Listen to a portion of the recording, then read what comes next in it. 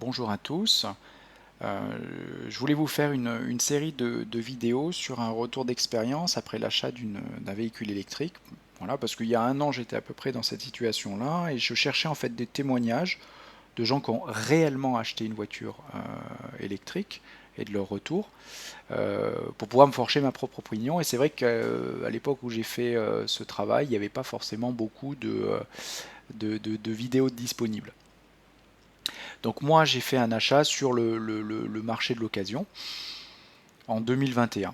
Alors pourquoi j'ai changé? Alors au début bon j'avais une citadine sportive, une Mini Cooper S de phase 1 et en fait le problème c'est que c'était une voiture qui commençait à être un peu âgée, elle est entrée dans un cycle de réparation qui était récurrente et coûteuse, donc au bout d'un moment si vous voulez, euh, c'était une voiture essence, donc c'est vrai que c'est des moteurs qui vieillissent moins bien.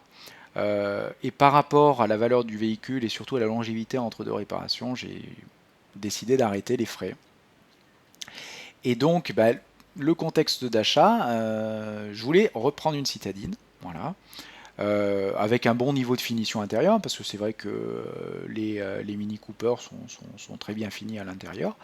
Euh, je voulais bénéficier du bonus écologique pour l'achat d'un modèle d'occasion, la prime à la casse.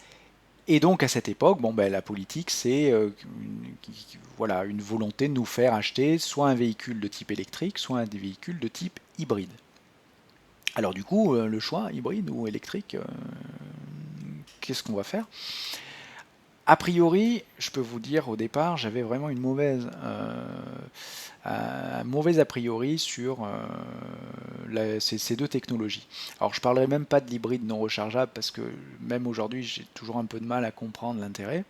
Surtout que j'ai quelques connaissances qui en ont eu et des Toyota Prius et qui avaient une consommation qui était très supérieure, je pense, à un modèle classique. Voilà. Alors côté hybride, mes points négatifs que j'avais soulevés, c'était avoir deux maintenances à réaliser, c'est-à-dire qu'on sortait toujours pas du problème de faire des vidanges, et puis en plus on avait l'aspect électrique, voilà, vérifier un peu cet aspect haut voltage à réaliser à chaque fois. Donc c'est des maintenances qu'on peut pas faire n'importe où non plus. Donc voilà, c'est assez compliqué. On émet toujours du CO2, donc je trouve pas qu'on réponde vraiment à la question du réchauffement climatique, puisque c'est vraiment ce gaz-là qui pose réellement problème. Et puis, on est toujours dépendant aux énergies fossiles, hein, à ma connaissance, en France, à part un peu de gaz produit de manière assez anecdotique, on fait pas de pétrole. Donc, du coup, euh, c'est vrai qu'on reste toujours finalement, c'est pas une grosse prise de risque.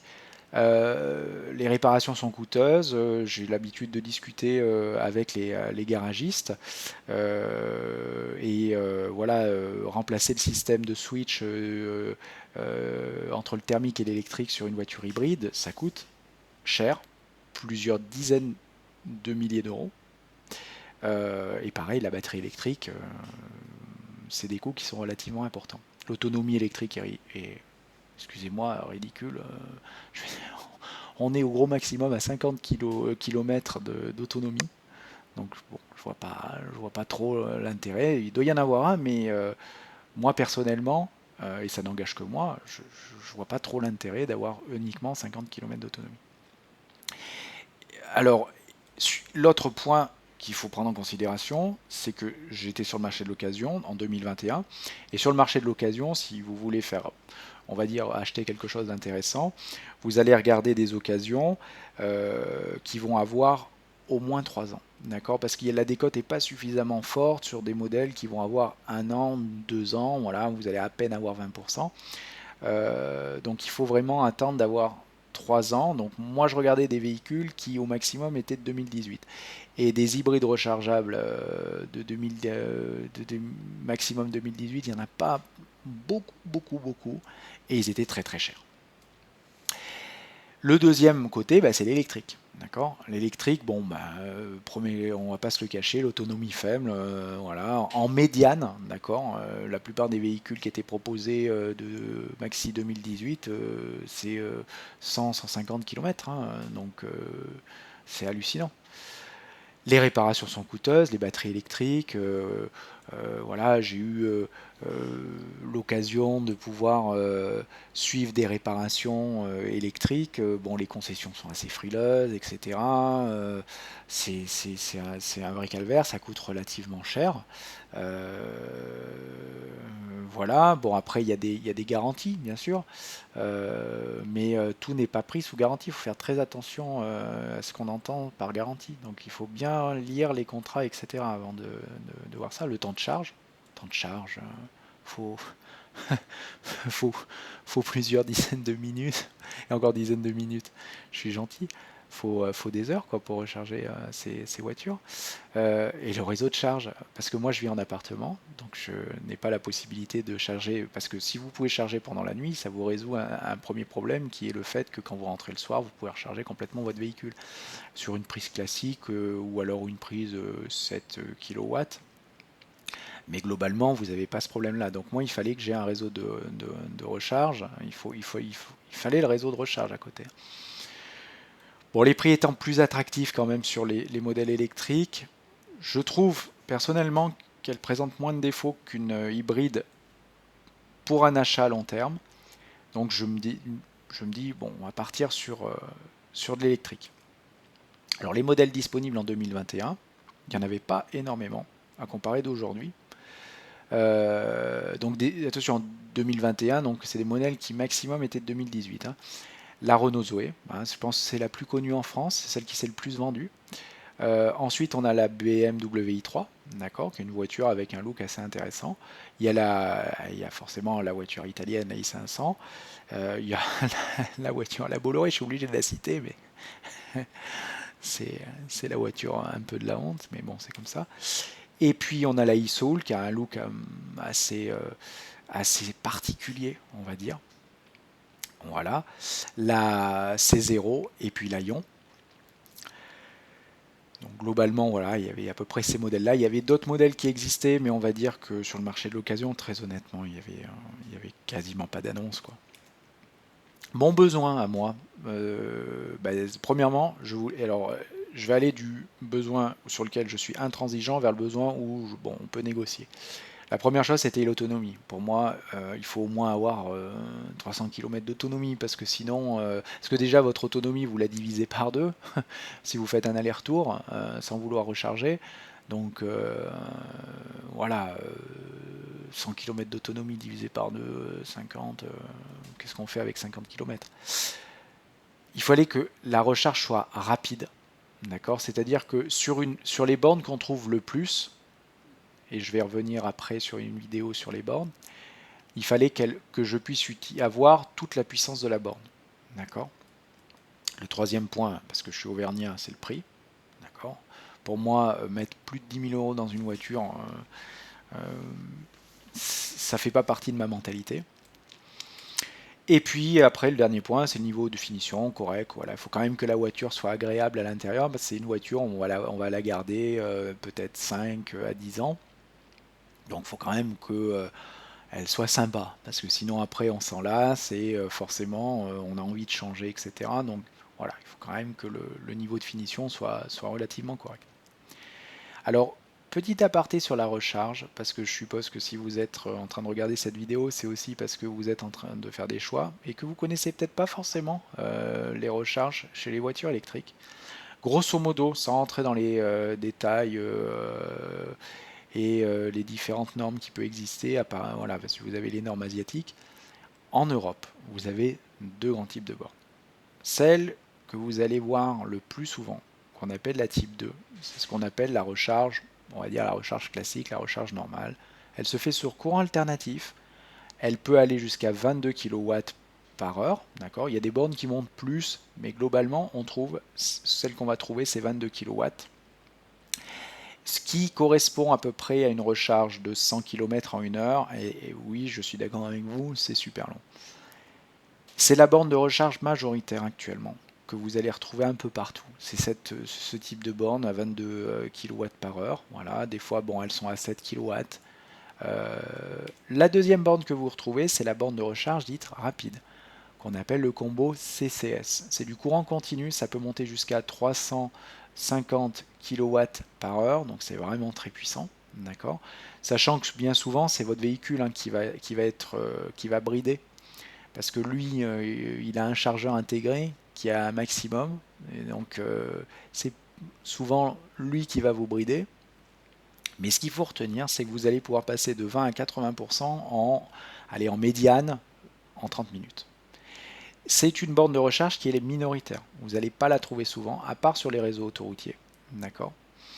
Mais globalement, vous allez plutôt retrouver le type 2, bien que on commence à voir apparaître des combos CCS sur les parkings des supermarchés un peu partout. Voilà. Mais il faut bien comprendre que vous allez être plutôt sur du type 2 hors réseau autoroutier. Alors du coup, au niveau du choix, si on prend mon premier critère qui est l'autonomie, on enlève tous les modèles, à part la Zoé. Parce que c'est la seule qui a une autonomie qui est comprise entre 100 et 300 km. Ensuite, le deuxième point, qui est un point sur lequel j'étais intransigeant là-dessus, c'était le fait de pouvoir bénéficier de toute la puissance de la recharge de la borne de recharge. C'est le seul véhicule qui propose de recharger à 22 kW sur ces bornes-là. D'accord. Les autres véhicules qui coûtent en plus cher, comme par exemple la i500, rechargent à la moitié moins vite. C'est-à-dire que vous faites 100 km en 2 heures. Et le dernier point, c'est le prix. Il était inférieur à 10 000 €. C'est un critère sur lequel je ne voulais pas non plus trancher. Donc, il n'y avait que ce modèle-là qui correspondait, on va dire, aux 3 critères sur lesquels je ne voulais pas, sur lesquels j'étais intransigeant. Alors, au niveau des modèles chez Zoé disponibles en 2021, donc des modèles qui allaient jusqu'en 2018, on avait la Zoé 22, ça veut dire la Zoé 22 kW, c'est la taille de la batterie, ça veut dire que grosso modo vous allez faire 100 km d'autonomie, donc ça ne correspond pas à mon besoin, elle est en rouge, ça veut dire que je ne l'ai même pas regardé. Ensuite vous avez les Zoé 40 qui correspondent à 40 kW, vous avez une autonomie de 280 km, bon, c'est à peu près ce que je voulais. Là-dedans, vous avez plusieurs modèles. Vous avez la R75. 75, ça correspond aux chevaux, d'accord. Un peu juste, je trouve, 70 chevaux pour avoir loué une Twingo qui faisait 70 chevaux. Quand vous êtes un peu hors ville, ça manque un peu de reprise. Il y a les R90, voilà.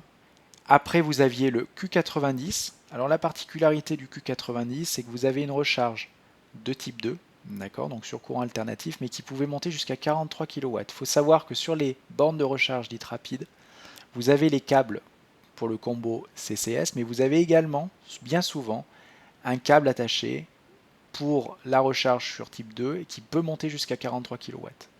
Donc vous pouvez bénéficier, donc vous chargez 2 fois plus vite qu'une Zoé classique. D'accord, donc vous rechargez, on va dire, entre guillemets en 30 minutes, mais c'est pas tout à fait vrai. Je reviendrai dans une autre vidéo sur la vitesse de recharge à l'usage, parce qu'en réalité, quand on vous annonce 22, c'est oui 22, mais pas sur l'intégralité de la recharge.